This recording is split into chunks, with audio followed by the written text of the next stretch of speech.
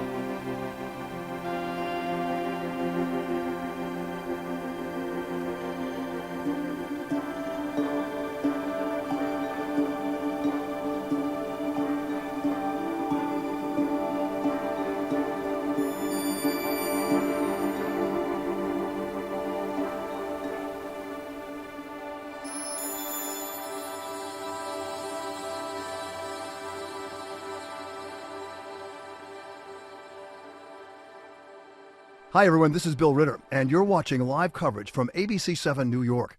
We invite you to check in throughout the day on our website, streaming app, and social platforms for breaking news, up-to-the-minute headlines, and AccuWeather. And remember, you can always find us on Channel 7, your home for Eyewitness News.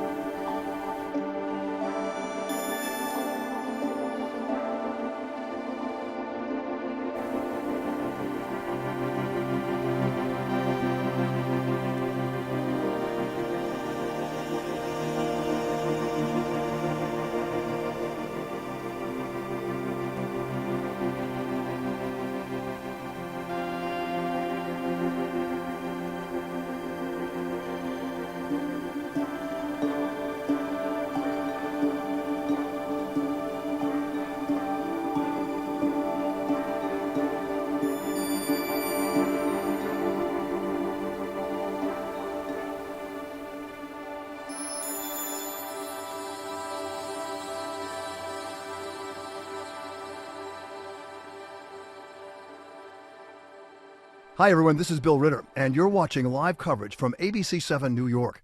We invite you to check in throughout the day on our website, streaming app, and social platforms for breaking news, up-to-the-minute headlines, and AccuWeather. And remember, you can always find us on Channel 7, your home for Eyewitness News.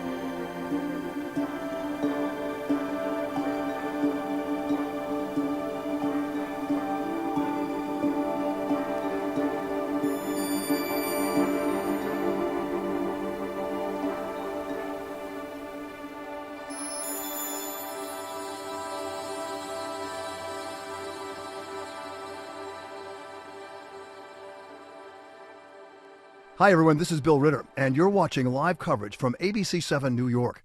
We invite you to check in throughout the day on our website, streaming app, and social platforms for breaking news, up-to-the-minute headlines, and AccuWeather.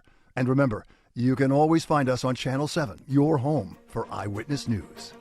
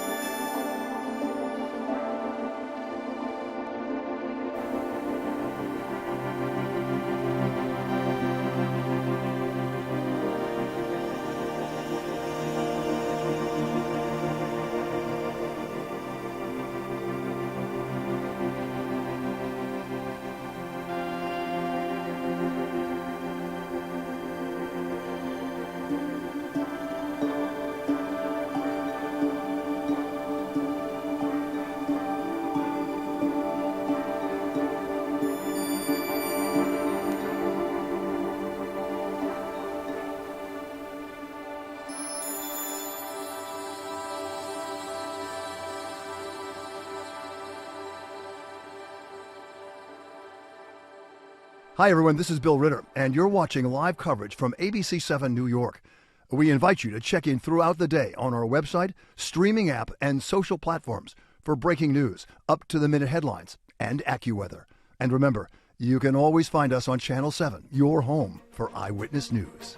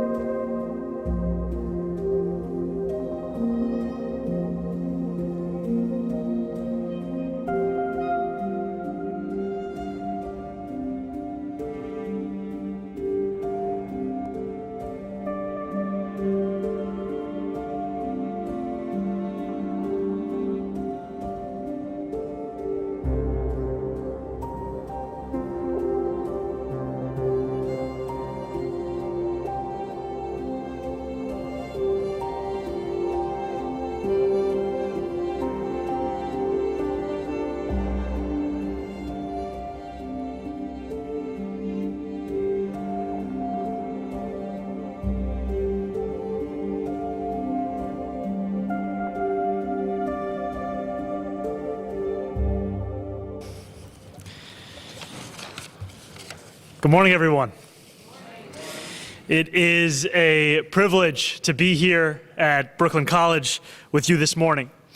And I want to say thank you to the Under the Radar Festival for, we can give them a round of applause, for providing 1,500 tickets to New Yorkers free of cost and allowing us to be here to help celebrate that decision.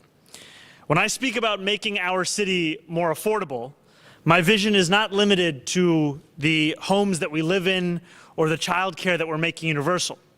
It's also a vision where we make it possible for working people to afford lives of joy, of art, of rest, of expression.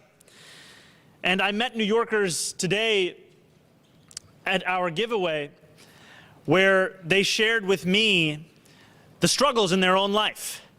And so often all they are seen for are those struggles. All they can think of are those struggles. And what today also provides an answer to is that they too should have art in their lives. They too should be able to engage, express, and reflect on themselves and the world around them. And I'm so thankful, frankly, to this incredible festival for not only the work that it has done in years past, but its commitment today in ensuring that arts becomes that much more accessible for each and every New Yorker, especially those for whom it hasn't been the reality. And this giveaway is a reminder that art is a form of connection in a city that is both desperate for it and dependent on it. The shared laughter in a crowded theater, the eager debrief after a musical, the heavy silence that hangs over all of us in a drama. These are moments that every New Yorker deserves. And that is why I'm so delighted to be here to spread the word that the Under the Radar Festival, the nation's largest theater festival, is giving away free tickets because they too believe that art is better when it can be shared and enjoyed by every single New Yorker.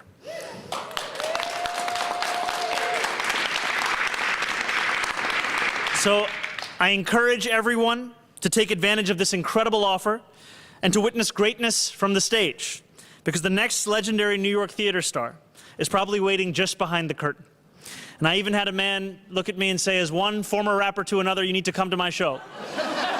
So everybody's making their pitch, as they should. And now New Yorkers need not worry about how much money's in their pocket on whether or not they can actually attend that show. Because what this provides the opportunity to New Yorkers for is the chance to fall in love with their city all over again. And I am so thankful to this festival. I am thankful to our partners in government. I'm thankful to our Assembly member, Rodneysh Bashad-Hermelin. And I'm thankful because what today shows is just one step we are making to make this a city that everyone can afford not only to live in, but also to enjoy. And the affordability agenda cannot simply extend to the largest issues in our lives. It has to be the focus of all of our efforts in each and every moment of the day that we call New York City our home. From the buses you ride, to the theater, to the show itself, this is an agenda that has to give New Yorkers back the city that they love, the city that they deserve. Thank you so much.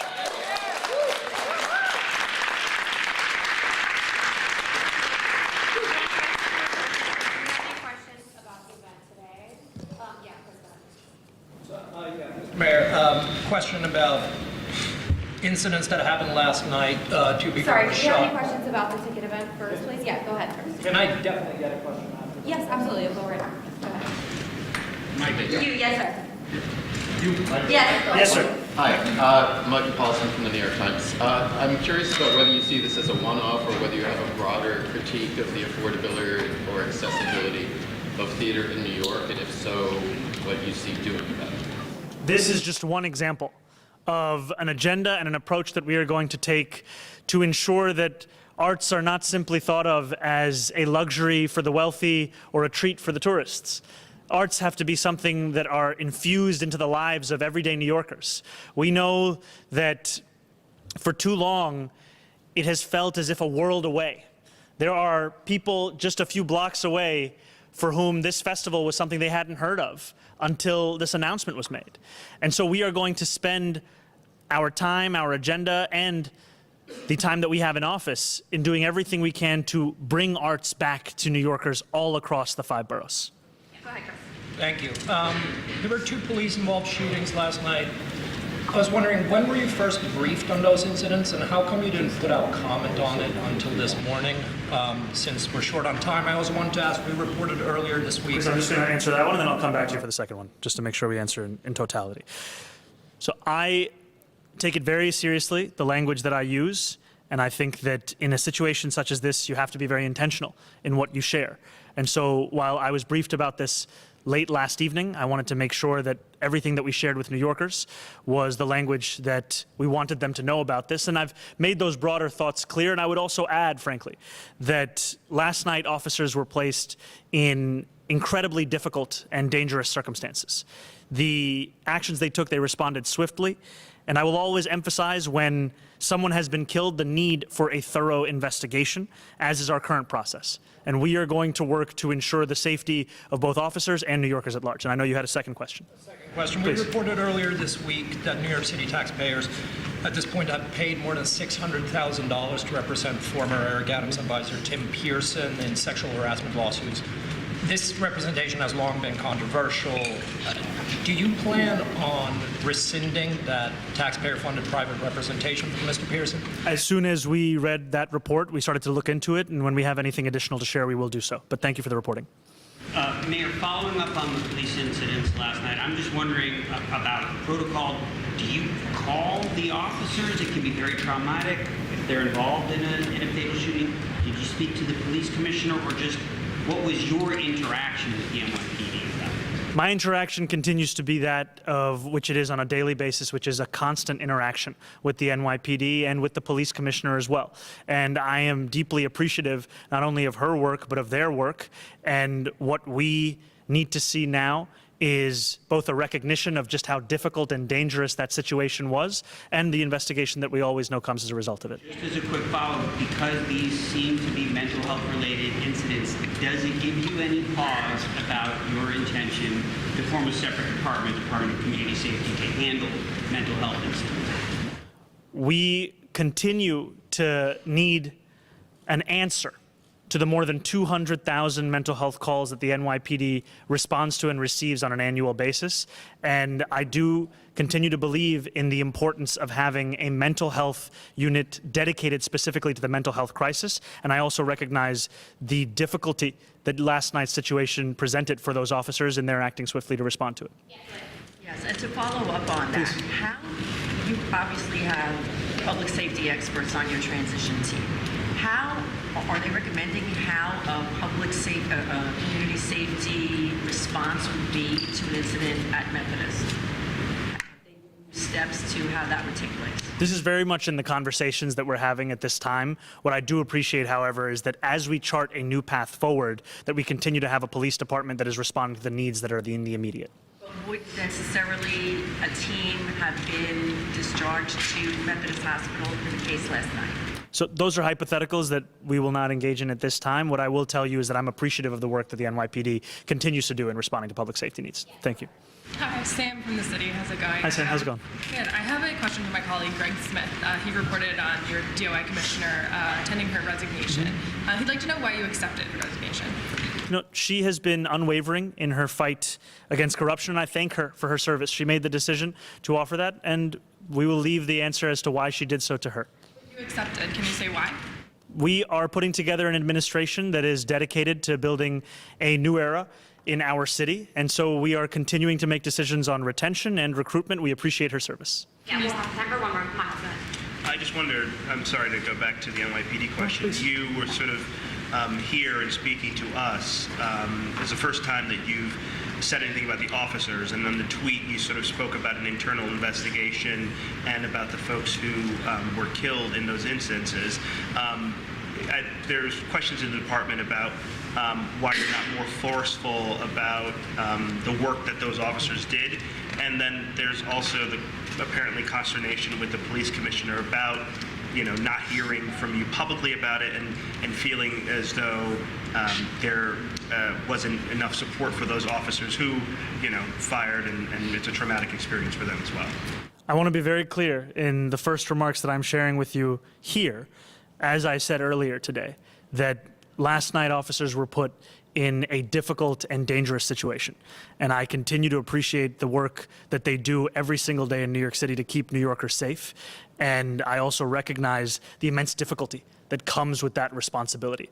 And I appreciate the work also of my police commissioner in ensuring that we are delivering this public safety to New Yorkers. And that, to me, is the focus of this moment. Thank you, guys. Thank you, guys. Mayor, I want to ask you, do you agree Thank with you the all. way that